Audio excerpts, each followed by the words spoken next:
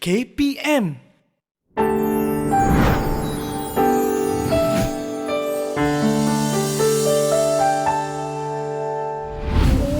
Jerawat.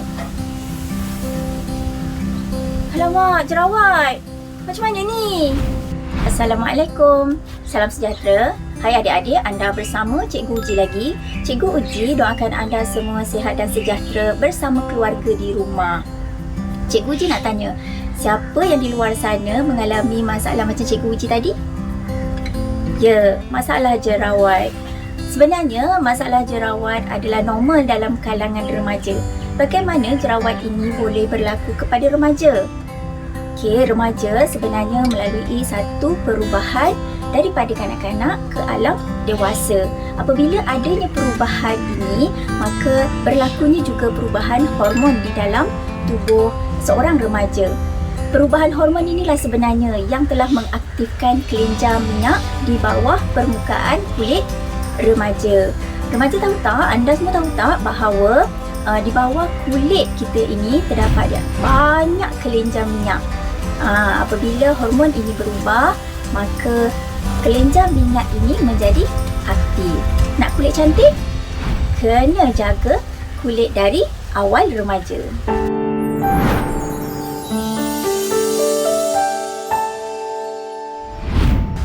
Murid-murid, adakah anda tahu apa itu jerawat dan bagaimana ia berlaku?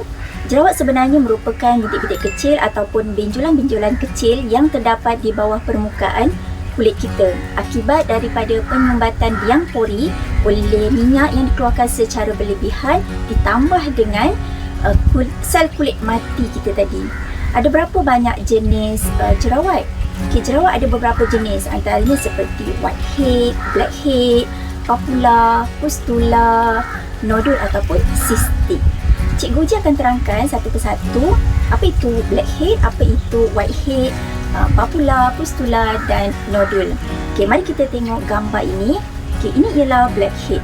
Okey, blackhead ini biasanya tumbuh pada permukaan hidung kita, nampak berwarna hitam bintik-bintik kecil. Pernah nampak tak? Okey, ia akibat daripada penyumbatan liang pori dan juga kesan kulit mati. Okey, yang mana ia tidak dibersihkan, maka ia menjadi tersumbat. Namun begitu, pada permukaan kulit kita ada satu liang-liang kecil kan. Okey, liang itu terbuka yang menyebabkan kesan sumbatan tadi ini bertindak balas dengan pengudaraan, kotoran, debu, menyebabkan dia kelihatan berwarna hitam. Itu yang dinamakan sebagai blackhead. Mari kita tengok pula apa itu whitehead. Okey, whitehead pula dia macam blackhead tadi, namun begitu bahagian atas ataupun permukaan kulit kita tadi ia tidak terbuka, menyebabkan kita hanya dapat rasa, okey, dia rasa dekat atas ni, dekat dahi, dekat hidung, dekat bahagian bawah ni, kita rasa macam ada bintik-bintik kecil dan kadang-kadang kita boleh nampak dia berwarna putih-putih daripada bahagian permukaan kulit tersebut. Itu yang dinamakan sebagai whitehead.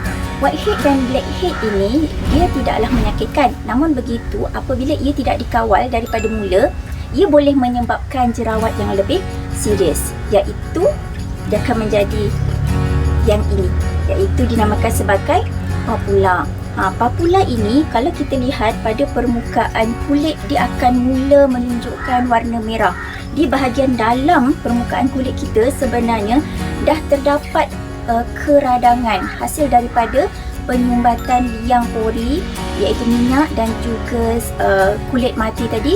Dia dah ada keradangan dan dia menyebabkan adanya timbul warna merah. Okay, bila kita tekan, kita akan rasa mula sakit. Namun dia tidak mempunyai titik mata ataupun titik nanah macam jerawat biasa tu. Dia baru nak bermula.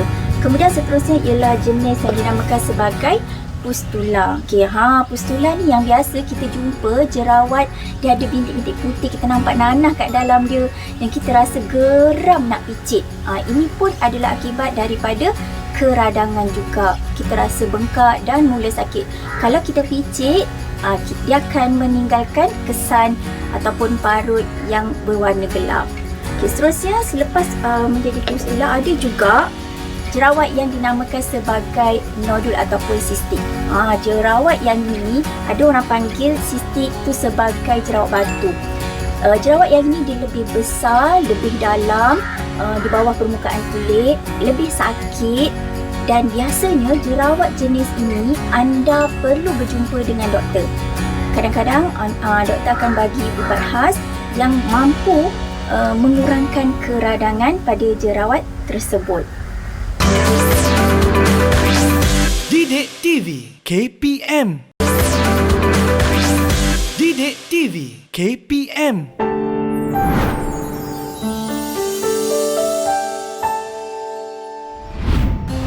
Biasanya jerawat berpunca daripada 4 perkara. Yang pertama, hormon.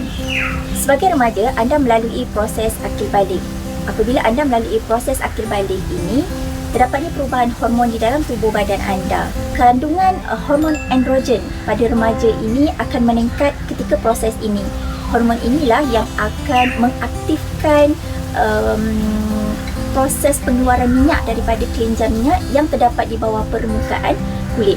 Minyak yang dirembeskan secara berlebihan ini, apabila ia bercampur dengan bakteria, apabila dia bercampur dengan sel kulit mati, dia akan menyebabkan berlakunya penyumbatan pada liang pori yang boleh menyebabkan jerawat. Yang kedua adalah akibat daripada stres. Zaman sekarang ini kita melalui proses PDPR, belajar di rumah. Jadi mungkin stres dalam kalangan remaja ni bertambah. Contohnya stres tiada talian internet, stres contohnya tak ada telefon, atau mungkin tidak dapat menghubungi kawan, tidak dapat berjumpa dengan kawan-kawan, banyak perkara yang nak diuruskan di rumah. Jadi bermacam-macam jenis stres yang dihadapi oleh remaja. Akibat daripada itu akan adanya satu hormon di dalam tubuh kamu, iaitu dipanggil sebagai hormon kortisol, yang akan aktif di dalam tubuh badan. Dengan adanya hormon ini, maka berlakunya jugalah rembesan minyak yang berlebihan daripada kelenjar minyak itu tadi yang boleh menyebabkan berlakunya jerawat. Yang ketiga adalah akibat daripada pemakanan. Kelaziman remaja zaman sekarang sangat suka kepada makanan-makanan yang manis dan juga makanan segera. Makanan yang manis ini boleh juga mengaktifkan kelenjar minyak yang ada pada kulit. Makanan segera juga mengandungi lebihan minyak dan juga lemak-lemak yang boleh menyebabkan berlakunya jerawat. Jadi untuk mengelakkan jerawat ini, anda perlu memilih jenis makanan dan pastikan makanan yang anda pilih ialah makanan yang berkhasiat. Yang keempat ialah tabiat. Tabiat apa dia? Tabiat mengutil ataupun menguis jerawat. Kadang-kadang apabila sedang belajar, sedang mengulang kaji ataupun menghadap skrin PDPR, anda rasa tangan tu rasa nak letak saja di kulit muka, kemudian anda akan macam kutil. Inilah tabiat yang dinamakan sebagai mengutil ataupun menguis jerawat. Apabila anda sentuh di satu tempat, kemudian anda sentuh di tempat yang lain, ini menyebabkan anda telah memindahkan bakteria daripada bahagian sini kepada bahagian yang lain. Ini menyebabkan jerawat akan jadi lebih banyak dan merebak di seluruh kawasan muka.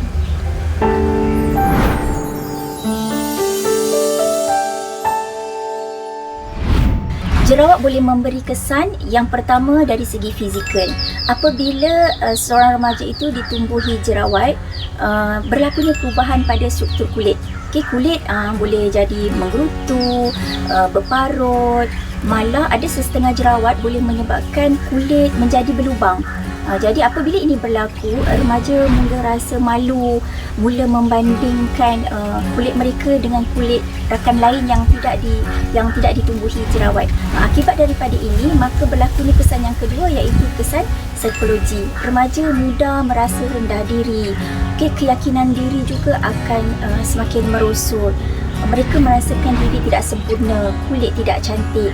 Malah lama-kelamaan mereka mula menarik diri daripada bergaul dengan orang lain dan mula mengurangkan aktiviti psikososial bersama remaja lain. Ia memberikan tekanan sebenarnya kepada remaja jika tumbuhnya jerawat ini, terutama jerawat yang agak kritikal ataupun keadaannya agak serius. Murid-murid ingat tak tadi cikgu ada sebut beberapa jenis jerawat kan, iaitu whitehead, blackhead, papula, pustula, nodul atau sistik. Kalau nama pun dah lain, maka rawatannya juga pastinya berbeza. Jadi cara yang terbaik yang pertama adalah anda jumpa dengan doktor ataupun pakar kulit ataupun ahli farmasi. Mereka akan menyarankan kepada anda rawatan yang sesuai mengikut jenis kulit dan juga jerawat anda. Jadi yang kedua, apabila anda dah dapat ubat daripada ahli farmasi ataupun doktor tadi, pastikan anda patuh kepada cara penggunaan ubat yang telah disarankan oleh doktor tadi. Jangan leka, jangan anggap dengan sekali letak ubat tu anda pun dapat keajaiban kulit terus cantik. Ia memerlukan anda menjadi seorang yang konsisten. Maknanya apabila anda dah dapat ubat tu, pastikan anda sentiasa amalkan cara merawat jerawat itu sehinggalah pulih.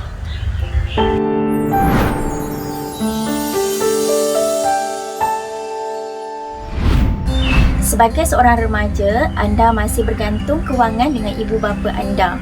Menjaga kulit memerlukan sejumlah kos. Jadi, anda perlu bijak untuk memilih produk yang sesuai dengan kulit juga ekonomi keluarga anda. Yang pertama ialah pencuci muka.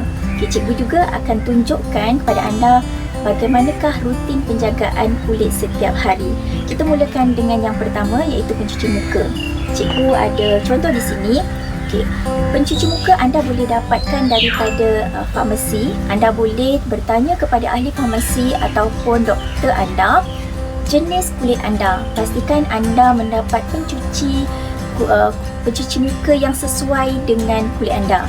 Ada kulit yang normal, ada kulit yang kering, berminyak ataupun kombinasi.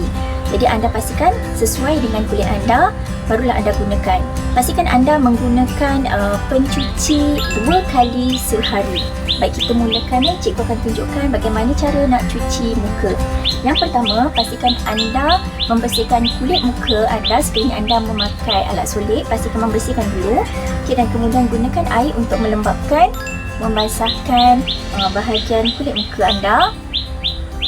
Seterusnya, letakkan sedikit pencuci muka pada tapak tangan.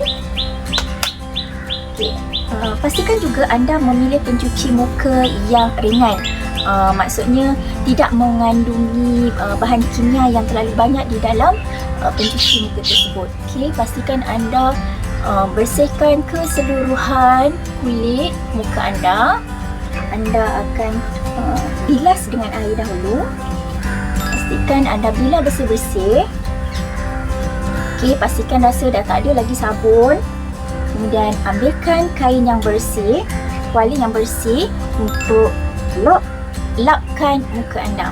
Pastikan tuala yang bersih, kerana sekiranya anda tidak menggunakan tuala yang bersih, anda boleh memindahkan bakteria yang ada pada tuala itu ke kulit anda. Bila sudah kering, sekarang adalah langkah yang kedua. Langkah yang kedua adalah toner ataupun penyegar. Toner atau penyegar ini anda boleh dapatkan yang mengandungi yang dipanggil sebagai salicylic acid. Salicylic acid ini ia mampu membantu untuk mengeluarkan sisa minyak yang terdapat pada liang pori tadi yang tidak dapat dibersihkan oleh pencuci muka. Pastikan anda menggunakan 2 hingga 3 kali seminggu. Caranya adalah dengan meletakkan di tapak tangan, ataupun anda juga boleh menggunakan kapas muka untuk meletakkan toner ini tadi. Letakkan sedikit. Sekiranya anda menggunakan kapas, pastikan anda dab pada muka. Ataupun sekiranya anda tidak menggunakan kapas, anda gunakan sahaja tapak tangan tadi dan pastikan toner ataupun penyegar tadi diratakan di seluruh wajah. Itu adalah langkah yang kedua. Seterusnya adalah langkah yang ketiga, iaitu pelembap. Yang ini sangat penting. pelembap ini juga mesti mengikut jenis kulit anda. Cara memakainya hanyalah dengan meratakan pada seluruh kulit selepas memakai pencuci ataupun penyegar tadi. Okay, pastikan. Okay, tujuan memakai pelembap adalah untuk memastikan keseimbangan kelembapan pada kulit. Okay, bagi remaja, okay, keseimbangan kelembapan pada kulit ini sangat penting untuk memastikan jerawat tidak dapat tumbuh. Okay. Boleh cikgu nak cermin sekejap. Baik, dah rata. Dan yang keempat, okay, kerana remaja ini bersifat aktif dan suka berada di luar rumah, yang keempat ini adalah pelindung suria ataupun sunscreen. Ini adalah sangat penting. Cari SPF 50 ataupun SPF 30 untuk melindungi kulit anda daripada cahaya matahari. Okay, cara memakai sunscreen ataupun pelindung suria ini ialah anda hanya perlu meletakkan sedikit. Okay, kemudian letakkan pada kulit. Pastikan ia rata pada wajah.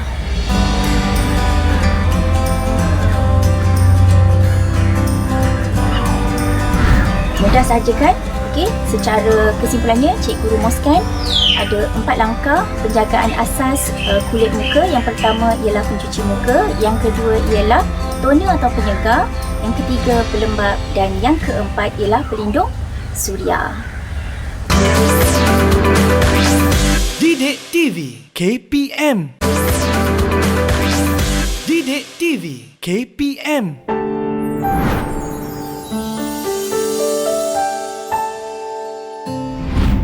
Tabiat pemakanan yang patut diamalkan oleh remaja untuk menjaga kesihatan kulit.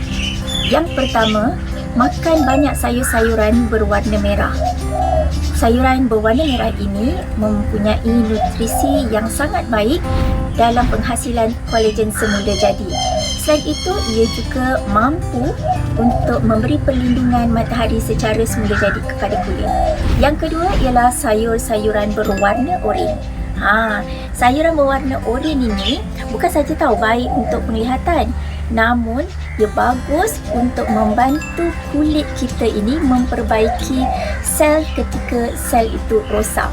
Yang ketiga adalah sayur-sayuran yang berwarna hijau. Contohnya seperti bayam, salak, sawi. Apa sahaja sayur-sayuran yang berwarna hijau ini, dia mempunyai zat yang sangat tinggi, juga mempunyai kolagen dan bagus untuk kesihatan kulit. Yang keempat, buah-buahan sitrus. Contohnya seperti orange, mangga, lemon, buah durian Belanda. Itu ialah contoh-contoh buah-buahan yang mengandungi vitamin C yang tinggi. Yang kelima ialah badam. Okay, walaupun ada setengah orang alah dengan makan kacang, namun badam ini sebenarnya mempunyai keistimewaan yang tersendiri. Buah badam mengandungi vitamin E yang mampu menguatkan dan menyihatkan kulit. Seterusnya yang keenam ialah ikan. Murid-murid, siapa yang suka makan ikan kat sini? Makan ikan bagus tau, kerana ikan mengandungi omega 3. Kulit memerlukan omega 3 untuk lebih sihat dan juga ia mampu melindungi sel-sel kulit kita. Anda juga perlu mengamalkan pengambilan air putih yang mencukupi. Air putih yang mencukupi ini contohnya seperti 8 gelas sehari memadai untuk anda memastikan kulit anda sentiasa sihat dan juga cantik. Selain daripada itu, amalkanlah juga senaman ringan ketika di rumah.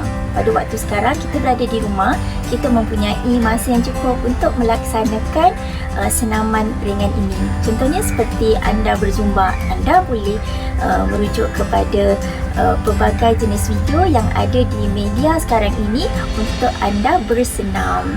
Selain daripada itu, atasi tekanan.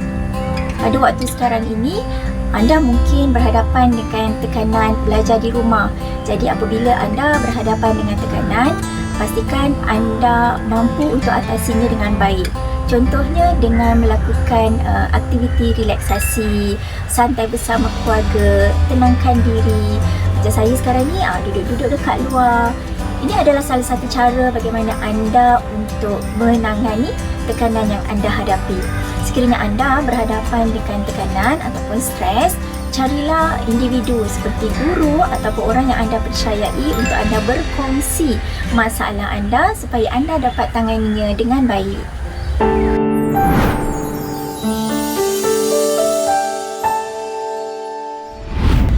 Kekacang sebenarnya mengandungi banyak nutrisi seperti lemak dan juga protein. Jadi ada sesetengah orang yang mungkin dialah dengan kandungan nutrisi yang terkandung pada kacang.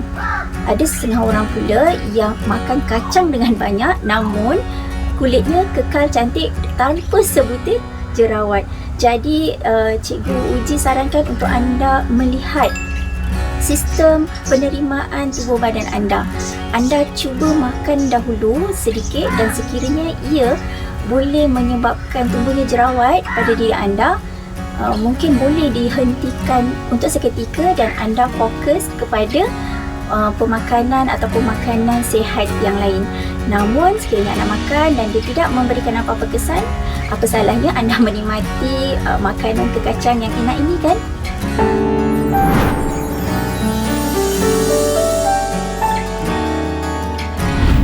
Anda masih boleh meningkatkan keyakinan diri anda walaupun tumbuhnya jerawat di wajah. Bagaimana? Yang pertama adalah dengan setkan minda. Setkan pada minda bahawa jerawat ini normal bagi seorang remaja. Ia juga adalah bersifat sementara. Cikgu Uji juga pernah menjadi remaja. Cikgu Uji juga pernah melalui situasi jerawat ini, malah lebih serius pada satu ketika dahulu. Jadi jerawat ini bukanlah satu penghalang untuk seseorang itu mengecapi kejayaan. Jerawat ini boleh datang dan boleh pergi. Yang penting adalah usaha kita. Bagaimana kita hendak menanganinya, bagaimana kita hendak merawatnya, bagaimana juga kesungguhan kita untuk memulihkan jerawat ini daripada wajah. Yang kedua ialah mengenal pasti kekuatan diri kita. Jika jerawat yang anda fikirkan, sebenarnya anda mempunyai beribu lagi kekuatan dan juga kelebihan diri yang anda perlu gali. Besarkan kekuatan anda itu sehingga anda dapat menenggelamkan isu jerawat yang anda hadapi. Yang ketiga ialah alihkan perhatian. Pilihlah aktiviti ataupun sukan ataupun apa sahaja kegemaran yang anda boleh lakukan. Contohnya seperti bermain bola, memanah, memasak, menari dan sebagainya.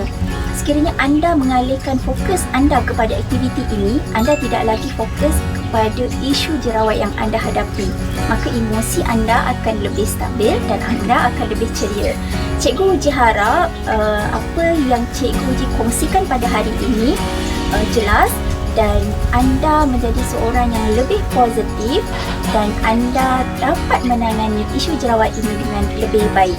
Sekian, wabillahi taufiq wal hidayah. Assalamualaikum warahmatullahi wabarakatuh.